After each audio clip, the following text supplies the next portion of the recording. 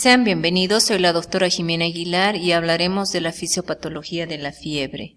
Comenzamos. Recordamos que la temperatura corporal se mantiene en condiciones normales dentro de unos estrechos márgenes y presenta un ritmo circadiano, es decir, es más baja por las mañanas y se eleva por las tardes. El termostato que mantiene la temperatura corporal se denomina centro termorregulador y está localizado en el hipotálamo anterior. Para mantener una temperatura estable, el centro termorregulador regula la producción de calor generada fundamentalmente por la actividad metabólica de los músculos y el hígado, y la pérdida del mismo lograda mediante la sudoración. Pérdidas a través de la piel y la ventilación. La información de la temperatura corporal es registrada continuamente a través de termorreceptores externos e internos. La información llega al centro termorregulador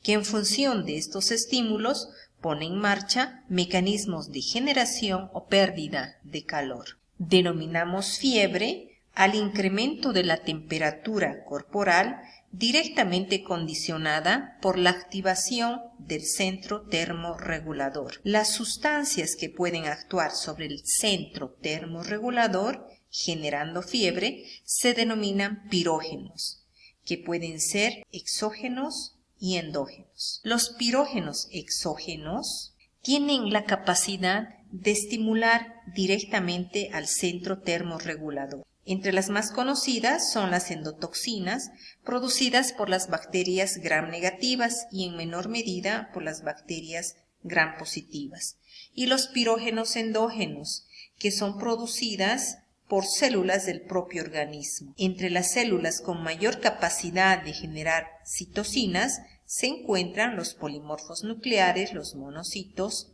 los neutrófilos. El control de la temperatura corporal dentro de los límites normales se establece en base en dos eventos fisiológicos fundamentales: la producción de calor y la pérdida de calor.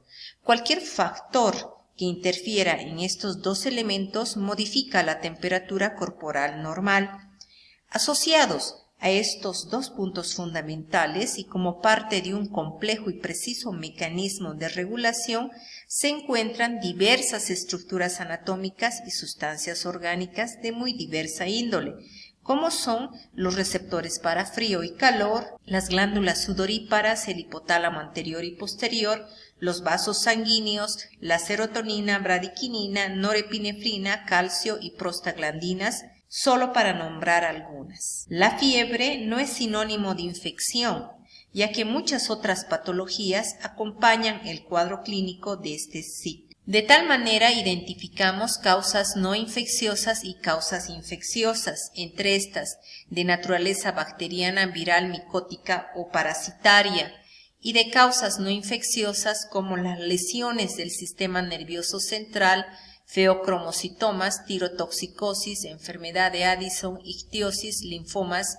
y enfermedad colágeno vascular. El punto común en el que convergen las diferentes etiologías infecciosas y no infecciosas es la producción de una proteína aniónica pequeña denominada pirógeno endógeno. La producción del pirógeno endógeno es estimulado por diferentes microorganismos, complejos antígeno-anticuerpo, drogas, polinucleótidos, exotoxinas, hormonas y otros.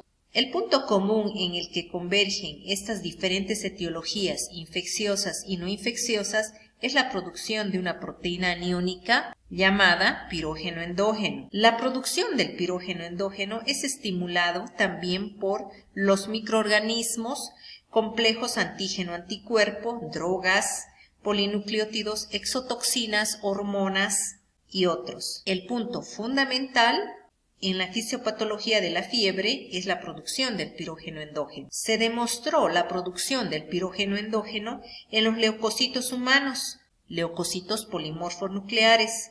También se identificó en los monocitos y eosinófilos. El estímulo principal para la producción del pirógeno endógeno por las células fagocíticas circulantes o tisulares es la fagocitosis de microorganismos o sustancias de diversa estructura, como las indicadas anteriormente. Se tiene suficiente evidencia en relación a la incapacidad de los linfocitos humanos para la producción del pirógeno endógeno. Sin embargo, se han establecido y se han demostrado que los linfocitos previamente sensibilizados reaccionan con antígenos y liberan una linfoquina que estimula la producción del pirógeno endógeno en los neutrófilos y macrófagos de animales no sensibilizados. Si se administra pirógeno exógeno, hay un intervalo de tiempo antes del inicio de la fiebre. Responde al tiempo transcurrido entre la fagocitosis, estimulación y síntesis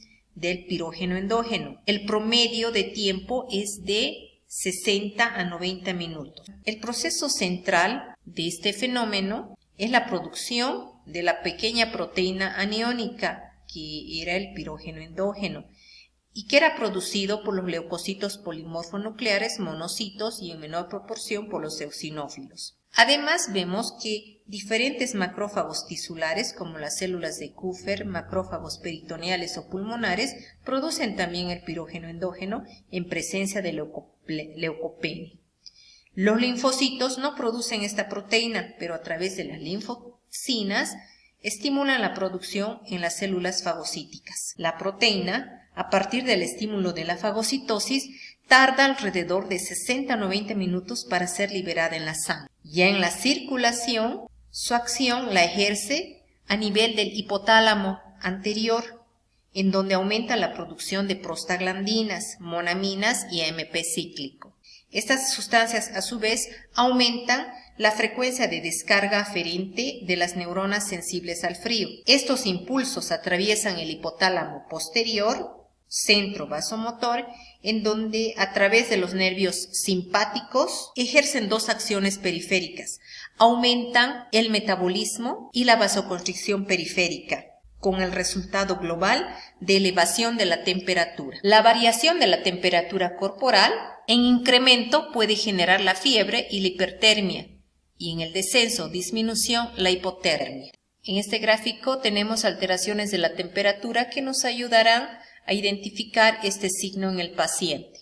Es importante diferenciar el concepto de fiebre con el de hipertermia, ya que en la hipertermia existe una elevación de la temperatura, pero que no es mediada por la termorregulación hipotalámica. De esta manera, la diferencia la podremos establecer a través de una minuciosa historia clínica, los antecedentes de exposición previa a calor ambiental excesivo, actividad física muy intensa, fracaso de antipiréticos, y no solamente en los registros térmicos o su patrón. Cuando existe una temperatura corporal central menor a 35 grados centígrados, hablaremos de hipotermia, la cual puede ser causada por exposición a ambientes con temperaturas ambientales muy bajas, así como a condiciones patológicas, como en el caso del shock, sepsis, mixedema, o drogas, alcohol, anestésicos, psicofármacos. Definimos al síndrome febril como el conjunto de síntomas y signos que acompañan una elevación de la temperatura corporal. Síntomas como la sensación de calor, taquicardia, polimnea, malestar general, decaimiento, sed, anorexia, polialgias, sudoración, cefalea. Signos como la fase febril, escalofríos, hipotensión arterial, la presencia de soplos, lengua saburral, deshidratación, evidente a nivel de la piel, oliguria, albuminuria, etc. En el síndrome febril identificamos causas, las infecciosas y las no infecciosas que habíamos indicado anteriormente. Existen fármacos que elevan la temperatura. Dentro de estos fármacos tenemos el alopurinol, la isoniazida, fenitoína y los salicilatos. Dentro de las causas identificamos la fiebre de origen desconocido. Es importante conceptualizar qué es fiebre de origen desconocido e indicamos que es un paciente que presenta una temperatura corporal mayor o igual a 38.3 grados centígrados, una duración mínima de 3 semanas y un diagnóstico etiológico incierto tras una semana de estudio en un paciente que se encuentra hospitalizado. La fiebre también se la puede clasificar de acuerdo a su duración y su patrón, de presentación. Aguda es aquella fiebre que no supera los 15 días de evolución, por ejemplo, en infecciones respiratorias, de piel y de partes blandas, las infecciones urinarias.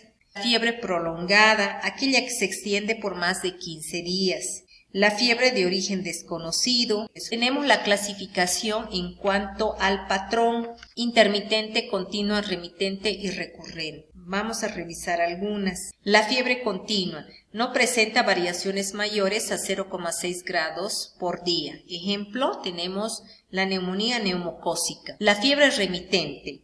Durante su evolución, nunca se alcanzan valores normales durante cada día de fiebre. La mayoría de las afecciones febriles se presentan de esta manera.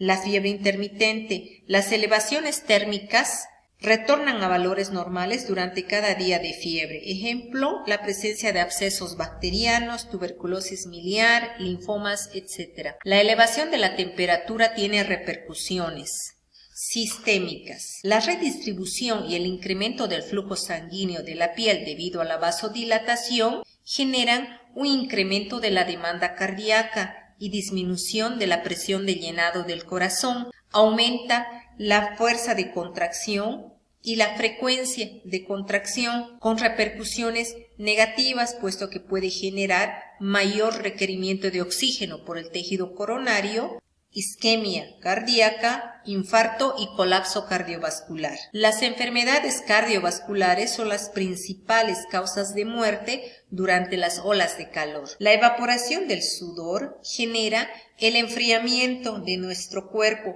pero eso se acompaña con una pérdida de agua.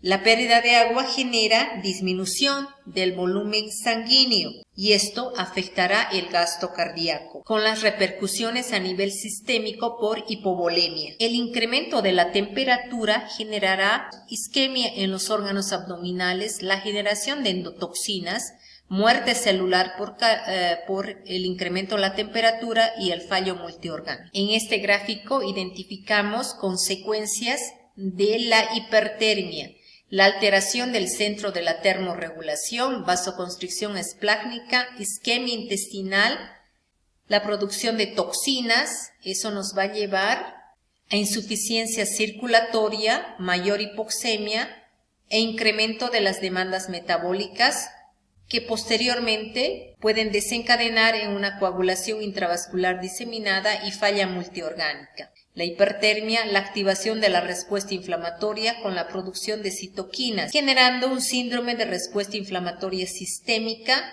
que nos llevará a SID y a falla multiorgánica. Para el diagnóstico se deberá realizar una buena historia clínica completa con un examen físico minucioso.